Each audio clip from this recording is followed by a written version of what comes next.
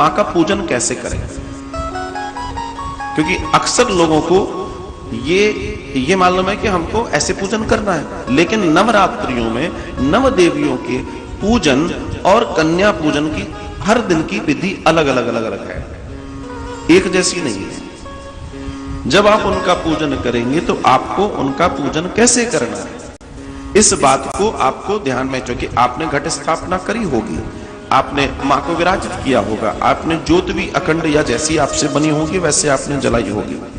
तो नवरात्र के पहले दिन प्रातः काल उठकर स्नान आदि से निवृत्त होकर सुंदर स्वच्छ वस्त्र पहनकर चौकी पर देवी की प्रतिमा विराजित करें, जो मैंने आपको बताया, जो आप जानते हैं, और कलश भी स्थापित करें।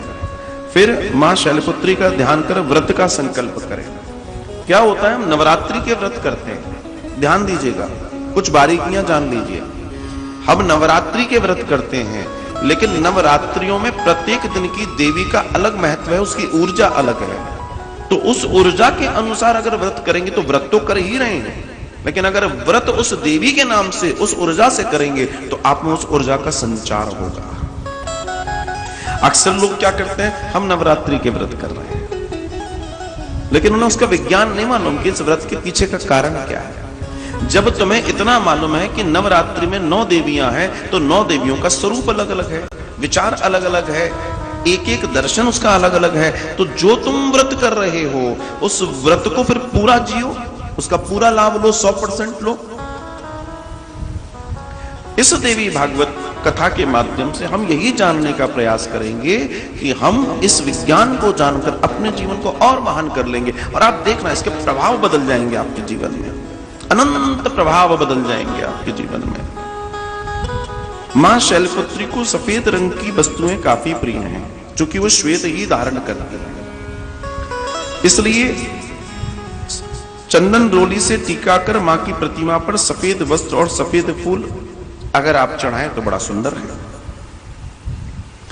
साथ ही सफेद रंग की मिठाई का भोग भी लगाएं, खीर आदि।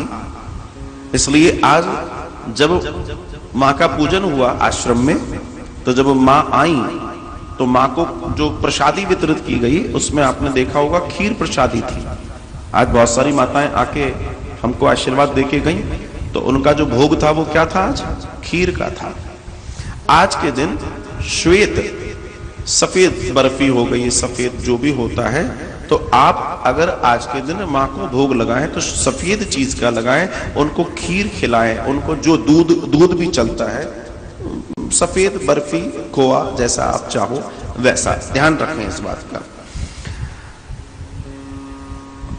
बाद में शैलपुत्री माता की कथा करें, जो कि कथा की किताब में आती है, और दुर्गा सप्तशती का पाठ करें, क्योंकि दुर्गा सप्तशती का पाठ समस्त देवी के रूप और उनके आकार में निहित हो जाता है। लेकिन विशेष रूप से चूंकि शैलपुत्री की पूजा है, इसलिए शैलपुत्री की पूजा में इन चीजों का हम ध्यान करके आगे बढ़ सकते हैं और उससे हमारा कल्याण हो सकता है। इस बात को ध्यान रखें।